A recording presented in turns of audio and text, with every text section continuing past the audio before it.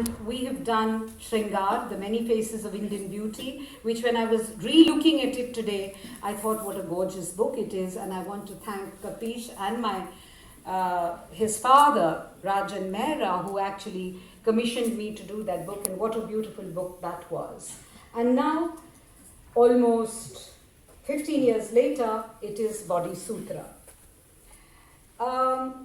Body Sutra really is interrogating the myriad manifestations of the Indian body through the cultural construct, whether it is philosophical, physical, erotic, emotional, or even a body of memory. The body as a site of identity and representation.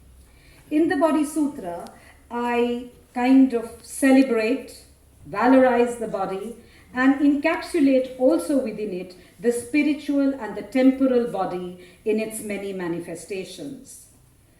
The best way I can talk of the evolution of the human body is from a little canto in the Brihadanayak Upanishad, which said, "In the beginning it was the self alone. In the shape of a person, Purusha, he. He is looking around, saw nothing but his self. He first said, 'This is I.' Therefore, he became I by name. But he felt no delight. He wished for a second. He was so large as man and wife together. He then made this self to fall into two parts, and thence arose husband Pati and wife Patni. He embraced her.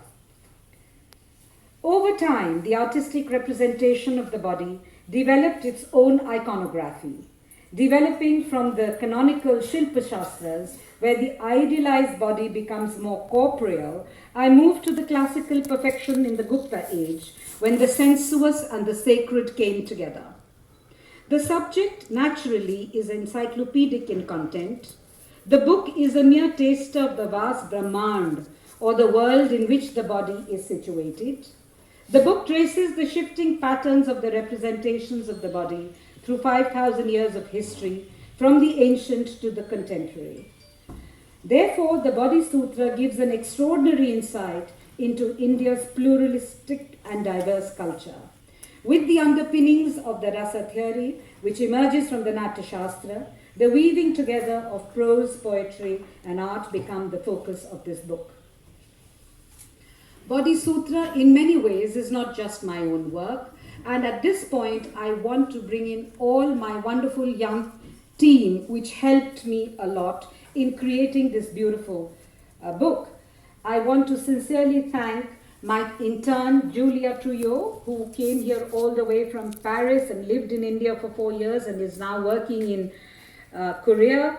She helped me source some very unusual images, which you will see in the book. Dilpreet Bhullar, who helped me finding new texts. Neha Mathurani, with whom I searched for many sensual selections of poetry, both from the vernacular and mainstream Indian English texts and translations. And Rashmi Kapoor, who drew the timeline for the different sections of the book. I want to thank my publisher, Kapish Mehra, who spoke so beautifully that he almost made me feel like crying today.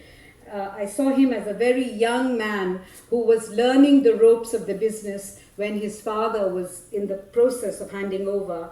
And I'm so glad that he has taken over the complete reins of the company. And I see a great future for this book and future books. I also want to thank Dibakar Ghosh, who has stood as a sentinel at every outpost in this colossal project. Thank you, Dibakar, wherever you are. Thank you very much. I see you right at the back. To my friend, the ever-animated Falguni Gokhale, who gave the book the visual aesthetics. To Jyotsna Mehta, who came in at the last minute and made me rethink certain